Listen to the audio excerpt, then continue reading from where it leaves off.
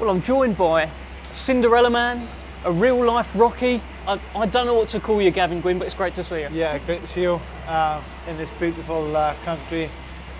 I just can't believe it. I'm here. Like it's a dream, like dream come true sort of thing. You've been walking around with a smile on your face. You haven't stopped smiling. Yeah. Tell me when you first got news that you were going to be on this big show.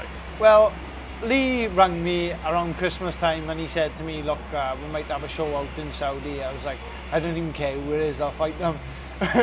You'd fight AJ, wouldn't you? Yeah, I wouldn't care. Like, and he just said, look, it's going to be Mark Chamberlain. He said, yeah, no worries. Sorted all the details out and everything else. And I didn't think it was going to come off, to be honest, you know. I was like, yeah, he's just stringing me on with just keep me happy sort of thing. And rang me then, like a few weeks later, boom, job done. I was like, I'm stopped smiling since. It's probably one of the happiest camps I've ever had in my life. Has he put any extra fear in you because it's Mark Chamberlain, a young buck coming through? Not really, no, because I've been in there with undefeated fighters with big knockout records, and I've been in there with everyone, haven't I? And the last one was 42-0. I've been in with, I think it's 6 or 7 undefeated fighters, and the only undefeated fighter that I've lost to is two-time world champion Joe Cordina. So record speaks for itself, like, yeah. I was actually looking at your box record. I saw that as well. That you've Sean McComb, you took his O. Yeah. Luke Willis as well before. Luke Willis, yeah. Both southpaws. Both southpaws, yeah. Myro Mills was a really good fighter as well, big knockout record. There's a couple more, I can't remember off the top of my head, but... You're the O-taker, I was calling you real life Rocky, you're the O-taker. That's the undefeated taker, that's what I am, yeah. So let's talk a little bit more about you being here and the journey, because as far as I'm aware, there was a point in time where you were talking about maybe going back to work, maybe just jacking this whole thing in, and like, you're now the European champion, you're now boxing in Riyadh.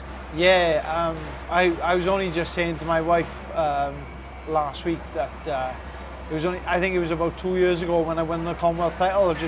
I couldn't get fights. No TV broadcasters wanted to put me on their shows. I wasn't earning no money, and it's hard with a young family. Like I wanted to pay the bills. I wanted to give them the best life. So I was just really thinking about jacking it in. And Max Hughes messaged me, and he said, "Look, just keep on digging in, keep on training." And yeah, and look where I am now. It's a real life Rocky story, yeah. I watched an interview with you where you actually said like your wife had been a big support through all of it. She told you, forget all of that, just go chase your dream. Yeah, that's it. And you only get one life. Like you can never get the years back. Like, so that's what she said to me. She said we can chase money if we never need money in years to come, but you're never going to get the years back, sort of thing. So do it now while you're young, and you can always sit in the pub and reminisce on them times when you're older, yeah. When you don't need to make weight as well. Yeah, exactly, yeah. How do you do it, by the way? You're like 6 foot and you're making 135 pounds. Yeah, I make it quite comfortable. Like Leighton was on about before, about making super feather. I could probably make super feather, but I don't know, I think my punch resistance and my stamina would go then.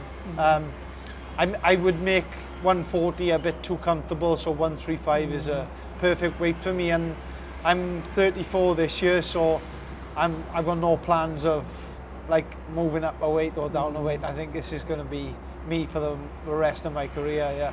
In terms of Mark Chamberlain, do you think he's looking at your last fight with Marcilli, a southpaw? Yeah. Knowing himself as a southpaw? Yeah. And thinking, well, Marcilli gave him a bit of grief, maybe I can give him some grief as well. Yeah, 100%. Like everyone probably looked at that fight. It wasn't a good performance from me, but he was so elusive, and it was just wild, his style. So he was like running at one point from one corner to the next, and I was like, what's going on here? He even said to the ref, come on ref, he's actually running from me, and he had a word with him. But he's probably not overlooked me because he knows I'm a tough, gritty fighter. I'm always in good fights. It was just his style that made me look the way I did. But in the end, I ground him down, and he quit in the end on his stool. So, yeah. What sort of fight are you expecting from Mark Chamberlain then? Because this feels like he's very front foot, you're very front foot Yeah, as well. yeah. But I honestly believe that he's going to stand there and trade with me. I think it's going to be 12 rounds all out war because I'm not going to give in. He's not going to give in. It's going to be blood and guts, and that's what you get with me. It's like all out violence. A very violent man. Yeah, I am. I'm not outside the ring. It's just as soon as I step in the ring, it's like a switch, and I just change, and I just love it. Yeah. Give us your prediction then. My prediction is I win.